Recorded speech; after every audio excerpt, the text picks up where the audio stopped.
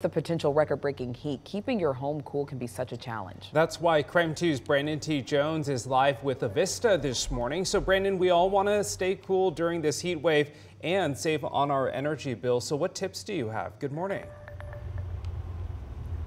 Good morning, Channing. Tim, well, I've already learned some good, helpful tips myself, and I'm happy to get those shared with all of you out there as well. And the person who's been kind of teaching us this morning is Michelle Drake with Avista, the Energy Efficiency Program Manager. Michelle, how are you feeling this morning? I'm doing well. Yeah. Good, good. Well, we appreciate you joining us this morning, and you've got all of these resources down here, right here, and I've been asking you questions, including about this softball. I was like, what is that for? And you informed me.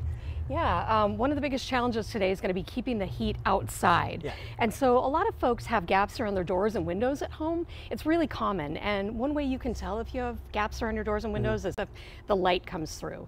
And a 1/4 inch gap at the bottom of your door, if you were to consolidate that, it's like having a softball size hole in your door. Yeah. So most of us, if we had a hole that large, would fix it. So it just gives you a nice visual. So during times like this where you want to keep the heat outside, you want to eliminate those drafts around doors and windows by installing rope caulk around windows, using a new like a draft stopping tool around a door. Yeah. You can even roll up a blanket or towel below a door to just keep the air from moving in and out during this weather, to keep that cool air in and the hot air outside. Absolutely. And so earlier we had a chance to talk about the blackout panels, which are a good tip as well. I might have to give me some of those. But another thing you were kind of mentioning is that maybe going outside to cook might be the best method for all of this heat right now. Is that correct? We want to keep the heat outside and avoid generating additional heat inside the home. So a few ways you can do that, and one is to avoid cooking inside as much as possible and or to use small appliances.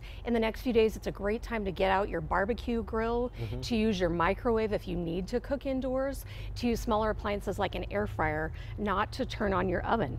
Laundry can also generate a fair amount of heat. If you need to do laundry, consider taking your clothes outside to dry them on a clothesline. That makes sense, you know, and I don't take my clothes to dry out often, so that makes sense. It's hot enough to get it dried out. And then one more question I've got for you. You've got these light bulbs over here. What are those referencing? Light can also generate heat inside. So during these extreme temperatures, one thing to consider, if you haven't already switched your light bulbs out to LED light bulbs, consider doing that. They're available at all big box hardware stores.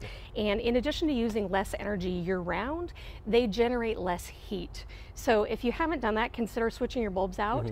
Either way, if you're out of a room, turn the lights off today. Even that small amount of heat generated by light can make a difference today in keeping your home cool. Absolutely. Well, Michelle, with a lot of great information right there, and then we're going to be talking with you for at least another hour here or so. So we're going to get you some more tips, but you can also find those on the website as well, right? Yeah, visit our website, myavista.com, for additional tips. Perfect. Well, Michelle, we appreciate you, and we'll toss it back to you all in the studio. Thank you.